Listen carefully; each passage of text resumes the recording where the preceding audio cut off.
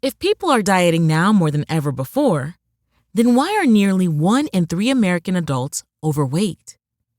Dr. Gundry, who's helped thousands lose weight and feel younger and healthier than ever, says most people are not getting enough fat-burning MCTs from their food. MCTs are a special kind of compound that instead of turning into fat when you consume it, turns into ketones, which is a chemical that breaks down the excess fat in your body. So, by getting more MCTs in your diet, you essentially flip a switch that puts your body in caloric bypass mode, which can flush out excess fat and calories. And he's created an easy way for you to activate caloric bypass right at home. It's called MCT Wellness. This powerful blend of fat-flushing MCT powders and antioxidant-rich polyphenols is designed to help you unlock your body's fat-burning, energy-producing potential. What's even better is that it's a delicious drink. I love how incredible it tastes. All you do is add a scoop to water, enjoy, and watch as you start feeling slimmer and more energized.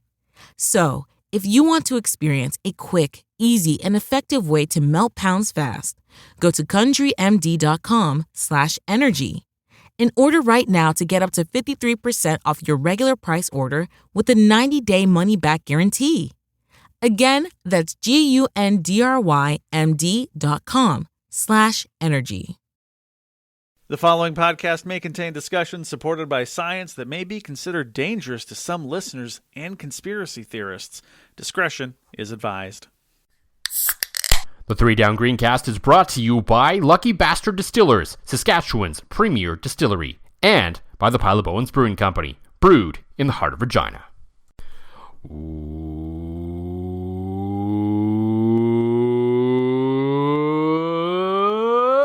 Welcome to the 3 Down Greencast. You are listening to the internet's only It's Time to Make Professional Wrestling an Olympic Sport podcast. Yes, it is. I'm Joel Gasson with John Fraser, as usual. Plenty to get to. Because the Riders played last Thursday, it's felt like an eternity since that game. Mm-hmm.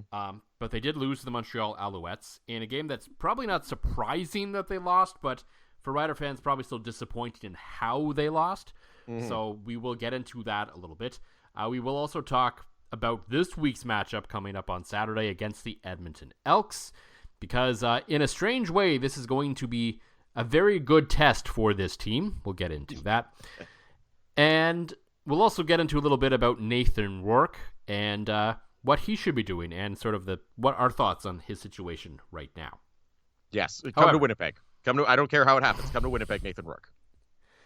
However, it's July 30th, Tuesday as we record this. The Olympics have been going on. Yep. And admittedly, I've watched more of it than I thought I would to this point. Yeah, because we were on here talking about how there was a lack of hype, how nobody was really into it, but now it's here, and I'm with you. Like, I'm not on paternal leave like you, but I'm watching as much as I can at work. Yeah, like, admittedly, during the day when I'm just at home doing stuff, it's great, easy background TV, rather than trying to find, whether to just put it on some other channel that I've watched a million times or something else, Like, okay, Tuesdays, I spend my Tuesday mornings watching Raw that I recorded from the night before, so that's easy filler time. Easy. But for the most part, other than that, I'm like, going through different Pluto TV channels or like putting on different channels that I watch regularly on cable. Yes, I still have cable. And, it's just nice to like switch it up and have something else on in the background that I'm like, okay, I can kind of watch this without having to actually really watch it that deeply. I'm surprised that you're not just playing like computer versus computer and college football 25. I don't really want that comes after the Olympics. Okay, maybe I haven't really thought of it, but that seems a little too extreme. I don't know. During the pandemic, I'm not gonna lie, just to feel a little normal, I did that with my copy of NHL 18. I was like having a couple drinks and there was no sports going on, and I'm like, Kate. I turned on computer versus computer, Jets and Maple Leafs, drank a couple beers, and it felt kind of normal for a hot minute. until you realize that whatever happened, this would actually never happen in real life. Yeah, the Jets and Leafs were playing for the Stanley Cup. I mean, if it's anything like the games I played last night in my Dynasty, they would be entertaining because neither defense could make a stop an entire game. So That's fair, right? But I don't think it'd be as entertaining as the idea that the Shutdown Fullcast had this week, and an idea that I co-opted, and to quote you, fucking brilliant, the execution. So thank you, Joel Gasson. I had to get that out there. Yes, one of the members of the Shutdown Fullcast, sorry, I don't remember who, I think it was Jason Kirk, suggested on the old Twitter machine that professional wrestling should be an Olympic sport. Yes. And yes, I know like Greek, Greco, amateur wrestling, whatever you want to call it, yeah, I believe it's still an Olympic sport. Yes. I think it went away for a bit, but is back now. Anyway. And obviously, yes, lots of merit there. Great physical, athletic sport. Yes. But professional wrestling is a whole other genre. Yes. And before you laugh too much at the thought of this, and I know it's absolutely never going to happen.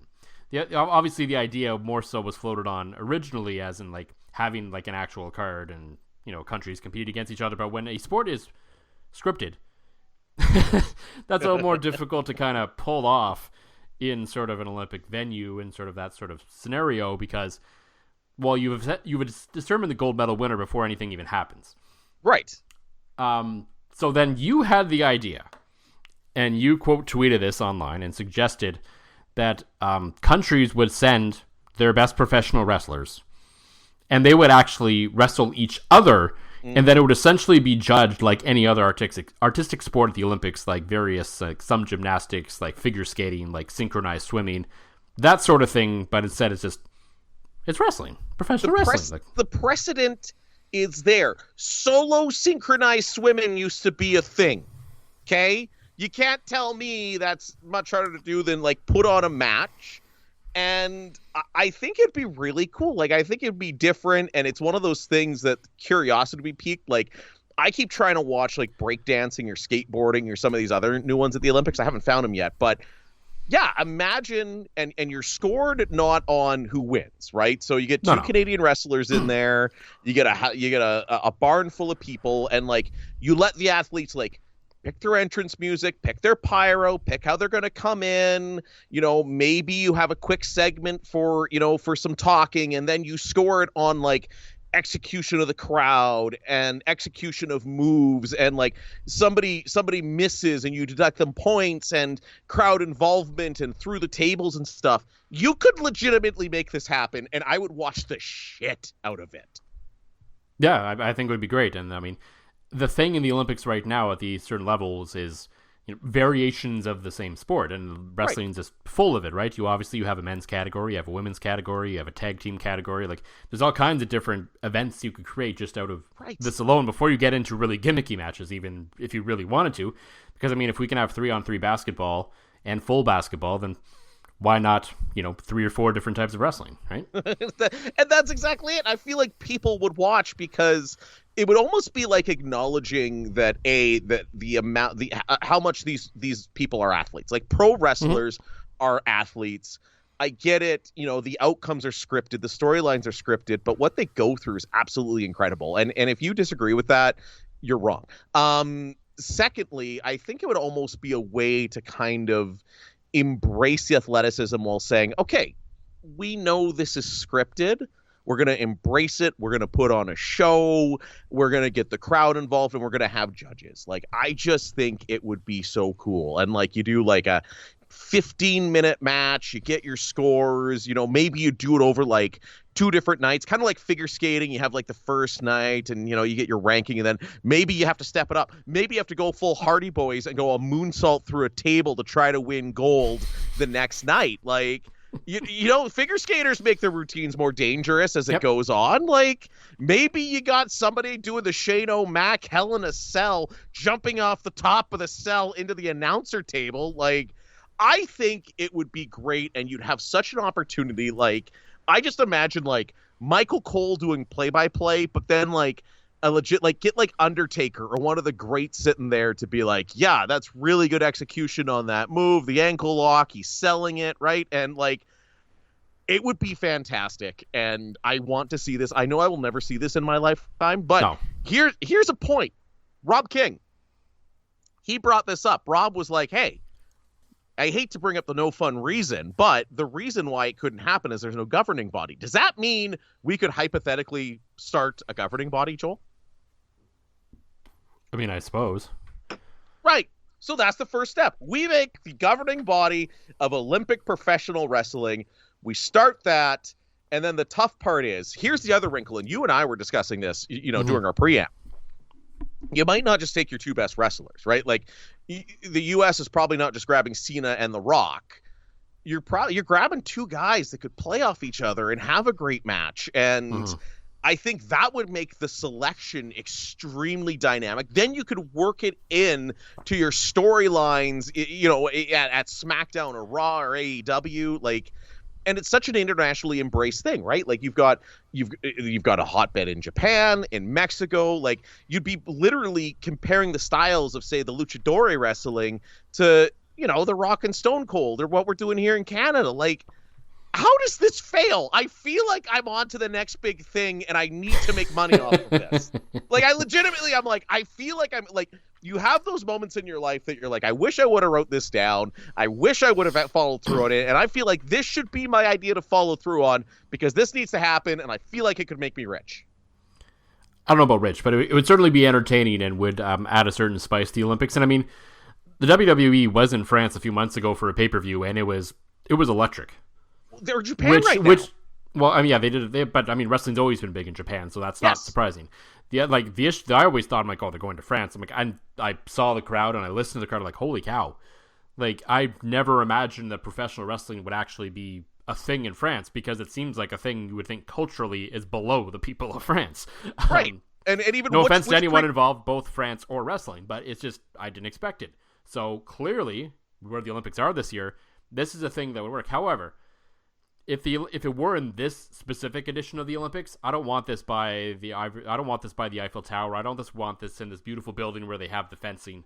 This the professional wrestling Olympics has to be in like a school gym or a cultural hall or some kind of dank hall, like something pure indie. I don't want I love overproduced professional wrestling, but this has to be pure independent wrestling in front of 4 people. See, I want it to be the other way around. I want it in a 10,000 seat stadium where you can do whatever the hell you want with pyro. Because I feel like you could do the pyro and the production, and then those guys could be eligible for I know coaches don't get medals at the Olympics, but you could be like, oh, they've got, it was a controversial pick because they took the AEW pyro guy over the SmackDown pyro guy. And, the video guy, I just feel like there's so much that goes into it that you could have this whole crew of people. I'd want it 10,000 people or like you in front of 4 people. There's no in between for me. Have it in it. I think sort of for leveling the playing field, you have to have it in a small hall because, there's some places where maybe they only have an independent wrestling scene and they don't really have anyone at the highest level to bring in to do that. So I think in terms of fairness, you put it in a school gym somewhere in front of 300 people. I think that would be cool. Could you imagine how cool that would be to be part of the 300 people audience at Olympic Pro Wrestling? And again, now all the talk with the Olympics is finding places that, using existing venues and how, LA, it's going back to LA because of the venues. It's going back to Salt Lake City because of the venues, right? And honestly, this is one you could do winter or summer games. If you're doing it in a school gym, I would lean towards winter because school gym would be ungodly awful in the summer. Well, that's it.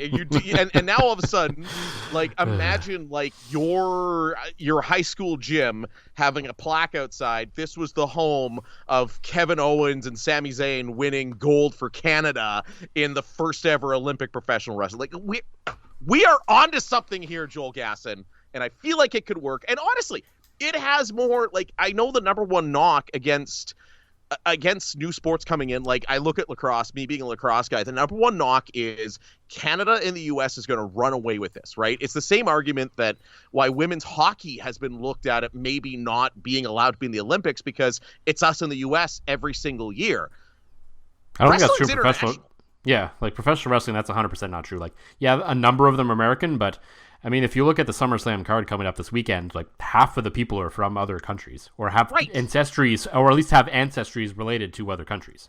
Right. Like, could you imagine had we had this idea and executed it somehow at like the 2000s games, like Rey Mysterio would have won every medal. Like that guy, like the acrobatics, the luchador mask, like Mexico would have had like 7 gold medals just based on Rey Mysterio. He would have jumped to the pool for some reason and won a medal. I don't know why I went there, but fuck it. Let's roll with it. Yep. So make it happen. Let's do it. Let's start the international governing body of professional wrestling. The only downside is, and the only thing that might kill this whole plan, drug testing. Yeah. Might need to get around that. It's not. I mean, we're not doing this in the 80s, at least. So that's fair. No, that is absolutely fair. And it's the kind of sport that you could have like 40, 50-year-old athletes, right? Like, does the U.S. go with John Cena? Did you bring The Rock out there, right? Like, there's no way for this to fail. And I now need to look into, and this is what I'm going to do at work now, I'm going to look into what it takes to start an international governing body so we can make this a reality by the time we die, Joel Gasson. One thing is the reality, that is that the Riders lost to the Montreal Alouettes. So we will get into that this week's game against the Elks and Nathan Rourke's future as well. But as always, for the Pile Bowens Brewing and Company, John, what is in the glass this week? It was a day. And as I can best describe it to you, I'm pouring myself a very large vodka and coming down to record. So I am drinking a very large glass of vodka from my go-to Winnipeg Jets mug. Lucky Bastard vodka, of course, from our friends at Lucky Bastard Distilleries. Hi, Bryce and Hannah. Thanks for listening. For me, from Nokomis Craft Ales out of mighty Nokomis, Saskatchewan, the Golden Ale. Just a nice, easy drinking light beer that, I guess it's not a light beer, but it's light flavored and tastes like beer. So yeah, beers that taste like beer is exactly what you want on a Sunday night or summer night, unless you hate your job today and just need to get as much alcohol in your system as quickly as possible. Riders probably hated their job a little bit on Sunday, at least in the aftermath of what was, I'm not going to say a bad or really great, but sort of weirdly entertaining game.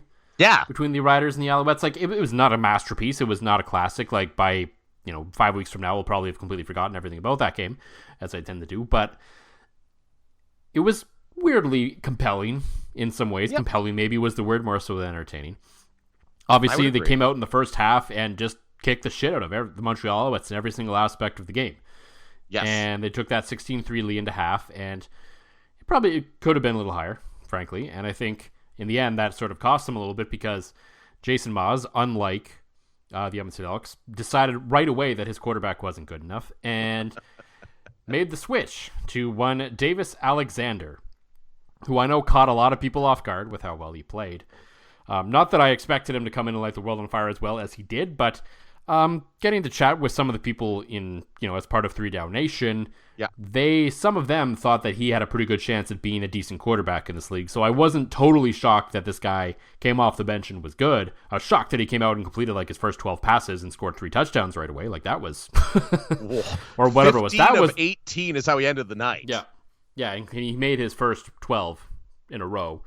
So, I mean, that part was a little surprising, but I mean, the fact that he came out and played better than Caleb Evans did not surprise me because for one, I'm not much of a Caleb Evans believer. I know he's still young, but I think there's enough of a sample size on him now at this point that he is what he is. Good short yardage back, good in spurts, but not a guy you can really rely on to win you a bunch of football games. And I think the biggest takeaway from that game isn't so much that they lost to the Alouettes, it's how they lost. And it's not even that they blew the lead. Like, you blow a lead. Like, that happens sometimes over the course of an 18-game season, especially against a very good team like the Alouettes. The issue was it was a comedy of errors and a lot of really dumb things that you just can't do against a team that could potentially win back-to-back Grey Cups. And I think it was all sort of, it was all wound up and it was a perfect encapsulation of the entire game when Mitch Picton stepped out of bounds before catching what would have kept a potential game-winning drive alive at the very end. How does TSN not show the replay of that for like ever? I know. I literally I was busy Thursday night. I worked late. I came home. I was home alone, so I smoked a little drugs and then decided to sit down and watch the end of the game. And I'm like, what happened? I'm like, am I too stoned to realize that there was no replay? And then you texted, you're like, hey, there was no replay. I'm like, oh, okay. I'm not that high yet, but how do you not show that replay? Clearly our boy Bryce was not working that one, but no. It was really the perfect storm. You had the Riders team that had just played Winnipeg the prior Friday. Montreal had a bye. Like, you've seen this story 1,000,001 times in professional football, right? Yeah, like if it gone kind of I expected, where the Riders hung around for a bit, but it was kind of a back and forth game. Both teams played fairly well, but the more rested team, who not that I think the Riders' short week was awful. It wasn't the worst you could possibly have, but the Owls were coming off a bye, and that is what that is. And they were the better rested team, so I thought in the end they would kind of pull it out and pull away with the victory. And I just didn't expect it to go quite the way it did, but the result was probably about as expected. Oh, certainly. And at least this wasn't, and if you're looking apples to apples, remember last year when they went into Montreal and just got death starred? Mm-hmm. Like, that was just... And the Owls weren't even the Owls at that point. No. Like, it was comical how bad it is. Montreal is a tough place to play, and mm-hmm. I think after the Calgary loss to BC, I think you can say they're the best team in the league right now. Right? Yeah. They got Cody Fajardo coming back. He's off the 6th game as of today. They are definitely the best team in the league. So you go into a difficult place to play off a shortish week, playing the best team in the league off a bye week. You're right. People were obviously disappointed. You're going to be disappointed when your team loses, unless you're me and you've just embraced it now. And they lost. Like, it was a close game. They didn't get death starred. I thought Shea Patterson looked good again, and it just they ran. It looked more to me mentally and physically like they ran out of gas, right? And at this point of the season, 7 games in, I think this team has yet to lose a game that they weren't expected to lose, right? They've done their job. They beat the teams they're supposed to beat. They've won the 50-50 games, and losing at Montreal, at BC, nobody's going to fault you for that, right? So no, I think if you told Rider fans at the start of the year, after 7 games, you'd be 5-2. Yeah, I think everyone would be pretty happy with that, especially if you play 4 of those games now without Trevor Harris. Yeah, well, and it's questionable whether this tough stretch is truly over. But there was, when this season started, when we saw the schedule come out, this 4-game stretch looked like a murderer's row. Yeah, 100%. Right, because you had Toronto that people thought was going to be better than they are. They're okay. Yeah. Then we obviously had BC, which I would expect to be good. Winnipeg, people thought would still be good. And then you had Montreal, which people thought would be good as well. Then you finally got the break with Edmonton and Ottawa. Well, it's both of those games are looking a little more questionable now than they did maybe at the start of the season. However, professional football, realistically, no game is easy. Yes, Shop Plato's Closet tax-free August 2nd through 4th for back-to-school styles. We sell the trendy, gently used styles you need to make a difference in the world and in your wallet for back-to-school shopping. Save up to 70% off regular retail prices by choosing recycled styles. Save even more when you shop tax-free this weekend. Make a change that others can respect and repeat. Shop Plato's Closet in North Charleston and West Ashley this year for your back-to-school looks. Plato's Closet, located in West Ashley on Sam Rittenberg Boulevard and North Charleston on Rivers Avenue. 100%. So if you get out of this stretch 2-2, even with the state of Toronto and Winnipeg being what they are compared to preseason expectations, I think you're still pretty happy. And I think 2-2 with your backup quarterback. Yes, with your back. That's what I mean. Like this 4-game stretch specifically now without Trevor Harris, you got out of it 2-2. I think with Trevor Harris, you probably would like to have seen 3-1 the way things went. But they got out of it 2-2. They're 5-2 on the year. Trevor Harris did not practice on Tuesday, so it looks like they're going to keep him on the 6 for now because Shea Patterson's obviously done enough, and rightfully so, to sort of play this out now, and maybe we'll see Trevor Harris after the 6th game at this point because there's no point in putting 5 games on the cap if you're going to pull him early at this point, so you might as well put him through all 6. Exactly. Give yourself some cap flexibility late in the season. Yeah, and I think Shea Patterson played well. He got away with a couple, but I mean that happens from time to time. And that was really his first test of trying to drive the field for a game-winning score. And it didn't end on his fault. He made the right reads, he made the right plays, he made some big second and third down conversions to keep that drive alive a couple of times. And so, yeah, it was maybe the first game where he looked more like a backup than we've seen in some other games, but he was still there. He still gave them a chance to win. And at this point, that's really still all you can ask out of the guy that is your backup quarterback.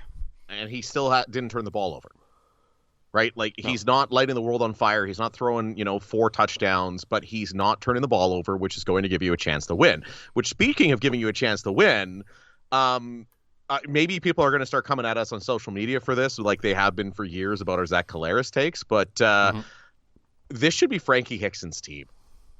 He looked so much better than anything we've seen from AJ Ouellette. And I hate dumping on a guy like AJ Ouellette because he's marketable, he's a pro wrestler, he's everything we like in a guy. But man, I don't know if it was just that Frankie Hickson was that fresh from basically just being on the practice roster. The freshness certainly helps. So I think even if AJ Ouellette had been playing well this year, it's still worth putting in your other running back from time to time just for that reason, because I think especially it's a position where you can't run the same guy all season. No, certainly. Well, and it sucks that the way the ratio is set up, that's essentially like you're either on the injured list or on the practice roster because of the way that the roster is structured, right? So you can't just have Frankie Hickson in there to spell AJ Ouellette. Like, to me, after watching that game, they need to find a way to move the roster around so you have both guys dressed for a football game. Mm-hmm. Like, I would also argue at this point, given the game Frankie Hickson had, and it looks like this may be happening because on Tuesday today, Ouellette didn't practice as well, so maybe they may give him a little bit of an extended break here and let him come back fresh and see if he can restart his season, basically. Yeah, because he has not looked like the AJ Ouellette of old. He looks like he's fighting something, and AJ Ouellette strikes me as the kind of guy that even if he's 80%, he's not going to tell you he's 80%. He's going to go out and he's going to try to grind. He's going to try to live up to that contract, live up to the fan base because the guy loves it there. But you're seeing more and more of this Corey Mace influence of going, all right, we've got 18 games. Shea's been good enough. Frankie has been great in his first game. Let's roll with these guys. Let's get proper rest and let's get ready for the end of the season, right? So, again, 5-2 gives you that luxury, but it's just, again, such a different direction that the team has been taking in the best of ways, especially for two guys that all believe in, big picture over week by week. Yeah, process over results. And yes, this week now in particular against the Edmonton Elks is going to be extremely interesting. Jarius Jackson is now confirmed on the coach's show on 6:30 CHED that Trey Ford will be starting in this game on Saturday. So, and I mean, I think the initial point of what I'm going to make here stood even if McLeod Bethel-Thompson was starting, because I think Rider fans have seen this picture many, many times before. They're coming in, the Riders are playing fairly well. They're easily a top half team in this league. Probably, I would, the third or fourth best team in the league right now, depending on what you think of Ottawa. And, things are looking good. Things are looking positive. But here comes that winless team on the horizon. Which, I mean, everyone knows that the Riders were, that 1 in 17 Hamilton went 1 year, or 2 in 17 or something. Yep. Right? When the Riders were pretty good that year. So, yep. This is an opportunity, as weird as it sounds, coming in and playing inarguably the worst team in the league right now. Playing them at home.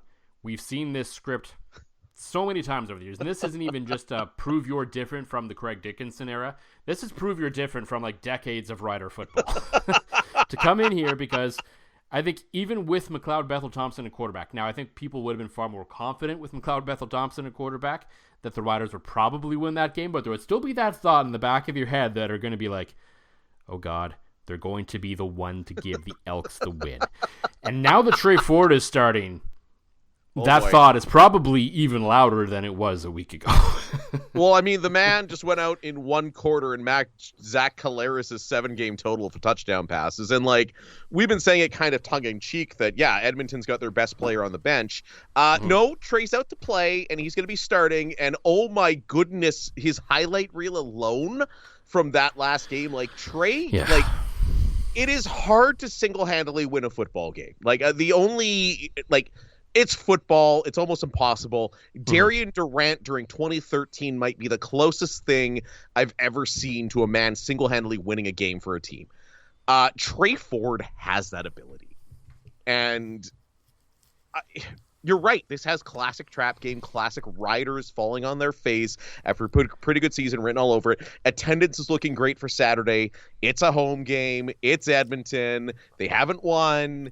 You're right. This is like 50 years of Rider football where they lose this game. Not to mention the fact that, maybe the CFL's most dynamic players actually being allowed to play in this one. So it's going to be interesting. I feel like, and I'm hoping that the Fraser curse overcomes here. This just has like Trey Ford, 4 touchdowns in the air, 1 on the ground, like Edmonton somehow coming out with like a last-second field goal win. Like I feel that to my core. Like the Riders are heavy favorites. Vegas has got them. Any objective metric makes you go, yeah, the Riders should win this one. I'm trusting my gut, and I think Trey Ford leads Edmonton to victory because this is 50 years of history, and Trey Ford is oh my goodness, bananas lands good.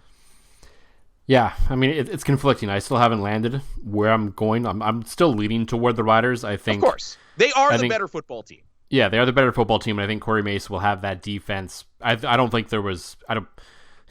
People will say, "Oh, you should prepare for both anyway." I don't think there was really much of a point in preparing all that deeply from McLeod Bethel Thompson before this game, whether we knew Trey Ford was starting or not, because he's your sort of standard drop back quarterback. There isn't really anything too special there that you haven't seen before. You're not too worried about, especially for a guy who's coached with MBT before as well. So right, exactly. I think he knew that inside and out. It was, okay, this week we're working on contain because we cannot let Trey Ford get out of the pocket. oh my God. Hey, right? Because, yeah, if he does, like that one play where he's running towards a sideline, he's like dead to rights, looks like he's going to run out of bounds, take a sack. He stops and darts one downfield. Like, my goodness, that is exciting. So, but the nice thing is, too, I think, and this is going to sound crazy, but I think they had a better chance of ridering this game if MBT was starting compared to Trey Ford. Well, it's definitely more of a ridering if MBT is starting. With Trey Ford in there, you could see realistically how the Elks could potentially win that game if he goes like bananas land and is Trey Ford at this absolute peak. Then you're like, yeah, I mean that's just what this guy does, right? So it's right, less of a ridering with Trey Ford, unless for some reason he stinks and they still win. That's fair. I feel like Corey Mace is smart enough to know, and like you mentioned the defense, he is going to be sitting down with these guys being like, okay guys, we went from playing a giveaway prone pocket passer that really is not the same player he ever was in Toronto to the most dynamic athlete at quarterback in maybe the most maybe the most athletic player in the league. Yes, maybe and dare both. I say the most athletic quarterback in North America. Yeah. Like you don't see guys like you see guys even in the NFL that can kind of do what he does. Like I think like Lamar Jackson's the closest. Yeah. I would absolutely agree. But like I've never seen Lamar Jackson run face first with the sideline, turn and throw that like 50-yard bomb downfield. But in terms of like the overall athletic ability, he would be his closest comparison. Yeah. Yes. So you've got a guy that is so special, and again, Canadian guy. Like I think this maybe wakes the Riders up a bit, right? Like you went from having MBT snooze. Oh yeah, he's like Zach Collaros but worse.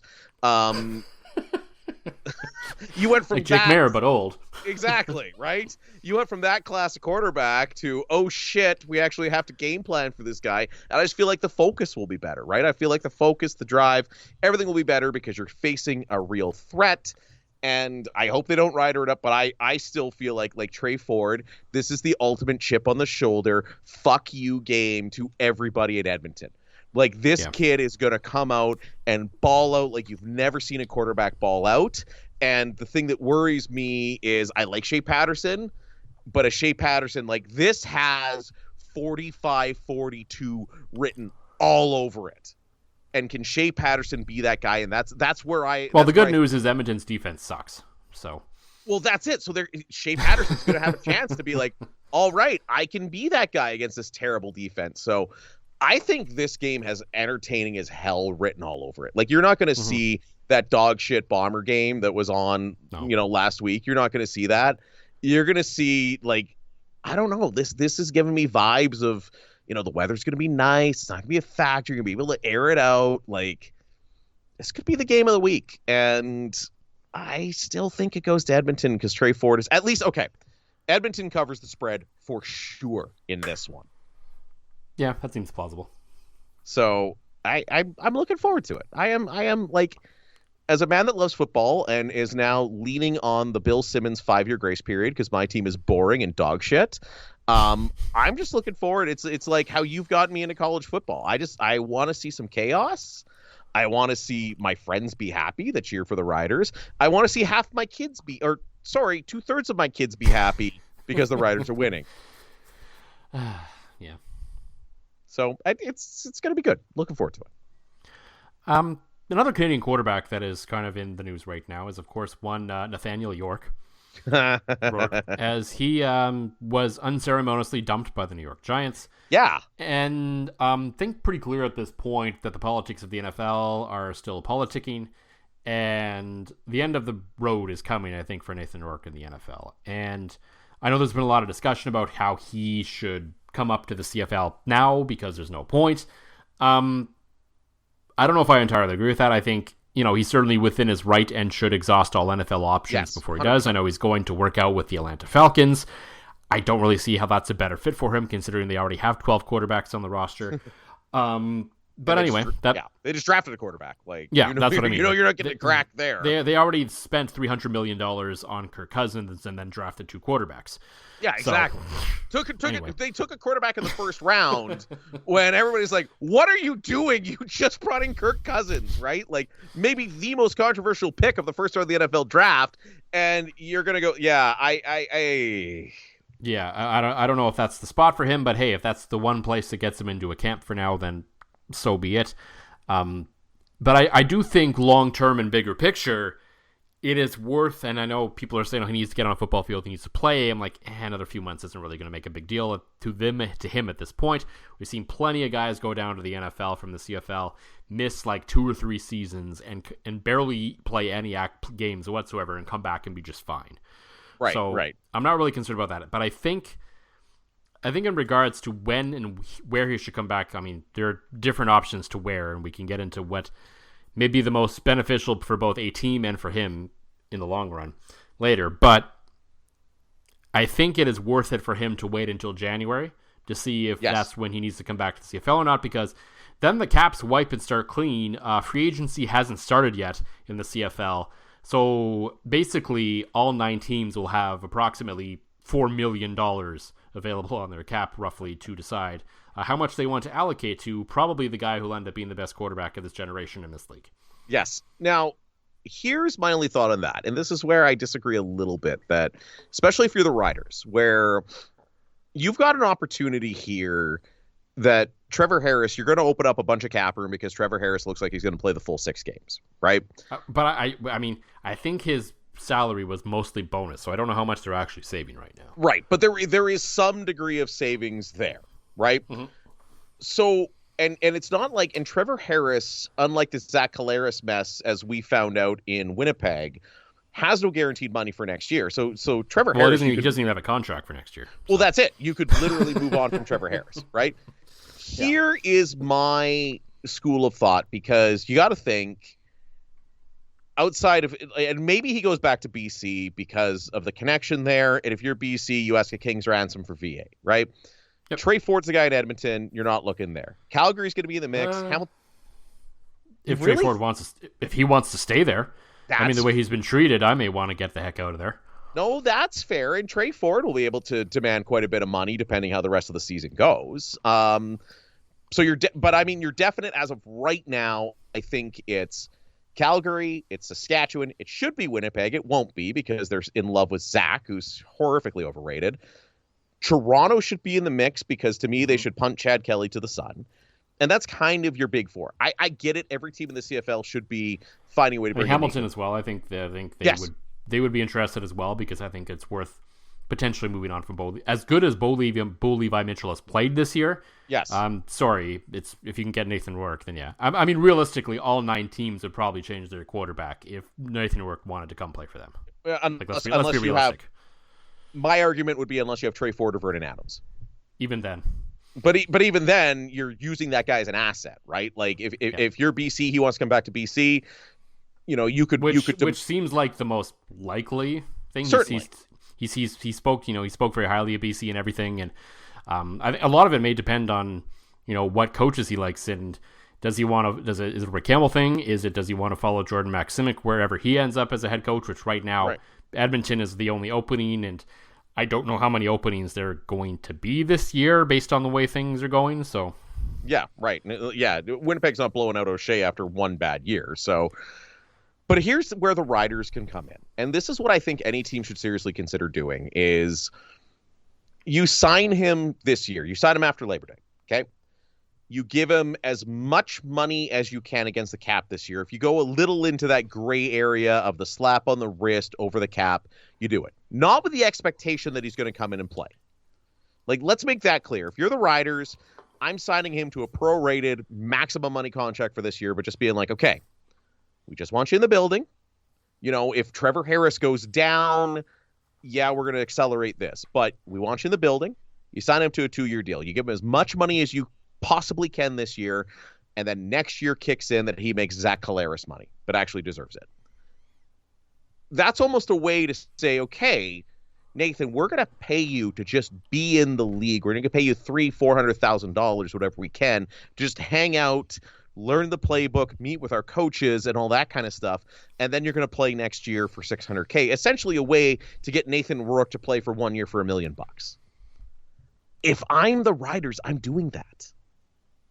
Right? Like I think you have an established guy in Trevor Harris, and again, Nathan Rourke is better than Trevor Harris, but Rourke coming in mid-season may not be light years ahead of Trevor Harris like he would be after a full year in the building, right? So, and then that gives you the option that if Trevor Harris goes down in week 17, well, shit, Nathan, I know we said we're going to play you next year. You're in a contract. Let's make this happen. And all of a sudden, you've got Nathan Rourke starting playoff games instead of Shea Patterson. Again, no offense to Shea Patterson. So if I'm the Riders, that's what I'm looking at, because I feel like thanks to injuries, and I don't think they're a cap team this year, you have the ability to do that, and it's a unique ability for this football club, especially the way that their financials are run, the way their year-end is run, that they could bring this guy in and essentially pay him $1 million for one season of football. And I think that's what you need to do.